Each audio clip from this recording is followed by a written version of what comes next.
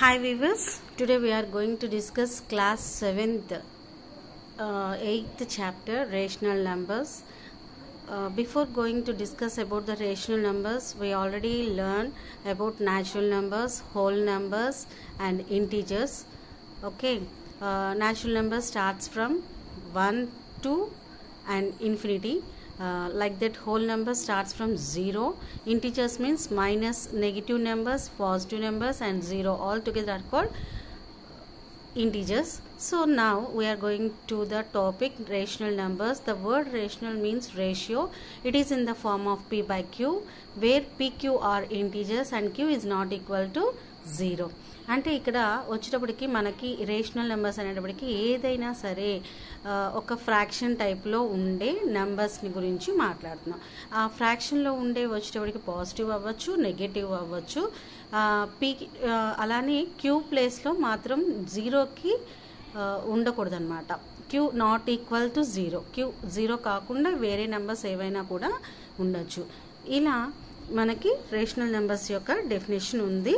మనం ఇప్పుడు let us go through 8.1 exercise. Okay, exercise 8.1 లో కనుక స్టార్ట్ చేసినట్లయితే ఫస్ట్ క్వశ్చన్ వచ్చేటికి మనకి list 5 rational numbers between -1 and 0. ఇచ్చిన నెంబర్స్ అనేవి ఎలా ఉన్నాయి, మనకి ఇంటీజర్స్లో ఉన్నాయి. కానీ రేషనల్ నెంబర్స్ అనేటికి మనకి ఎలా వస్తుంది, ఫ్రాక్షన్స్లో ఉండాలి. సో ఇక్కడ -1 అంటే దీనికి మీనింగ్ ఏంటి, -1/1 అనుకోవచ్చు. అలానే 0 అంటే 0/1 అని అనుకోవచ్చు. కానీ మనకి ఆ రెండింటి మధ్యలో నెంబర్స్ అనేవి ఏం లేవు కదా. కానీ ఎలా 5 రేషనల్ నెంబర్స్ రాయాలి అంటే ఒకటి వినండి. ఇక్కడ 5 రేషనల్ నెంబర్స్ అనేవి రాయమన్నారు. మనం 1కి కనుక 5 ప్లస్ చేస్తే ఎంత వస్తుంది, 6 అనే నెంబర్ని వస్తుంది. సో మల్టిప్లయింగ్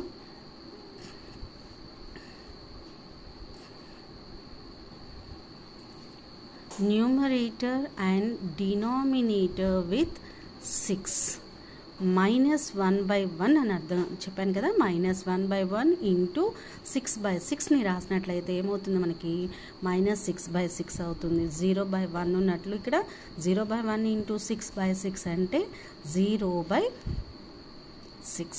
ఇప్పుడు -6/6 నుంచి 0కి మధ్యలో ఉండే నంబర్స్ ఏమవుతాయి, 5 rational numbers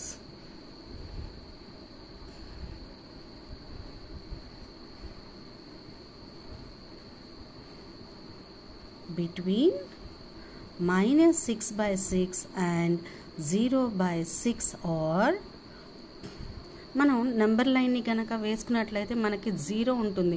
ఇక్కడ -1 అనేది ఉంది.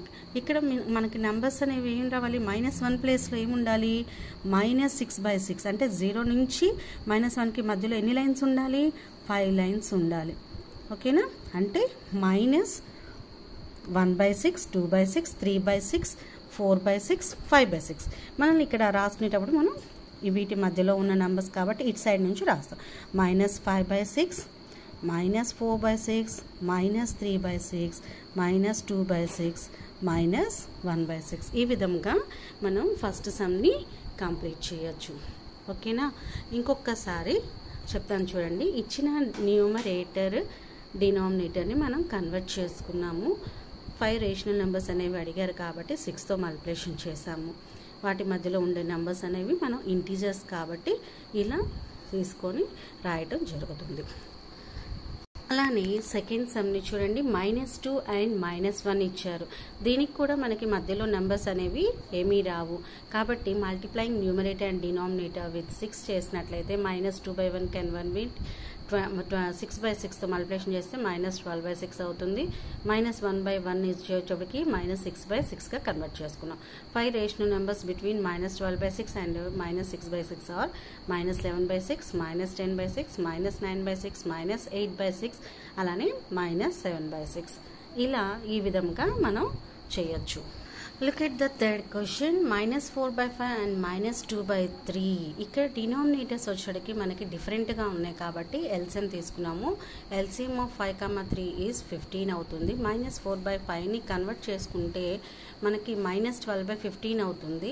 అలాంటి 2/3ని కన్వర్ట్ చేసుకుంటే 10/15 వచ్చింది. కానీ -10కి -12కి -10కి మధ్యలో -11 మాత్రమే ఉంటుంది. కానీ మనకి 6 రేషనల్ నెంబర్స్ కావాలి కాబట్టి so multiplying with numerator and denominator with 6. So 12 6 72. -72/90 అలానే -60/90 అవుతుంది. దేర్ఫోర్ 5 రేషనల్ నెంబర్స్ వచ్చేటప్పటికి మనకి ఏమేమి అవుతాయి? -71/90, -70/90, -69/90, -68/90, -67/90. ఈ విధంగా థర్డ్ సమ్ని కంప్లీట్ చేయొచ్చు.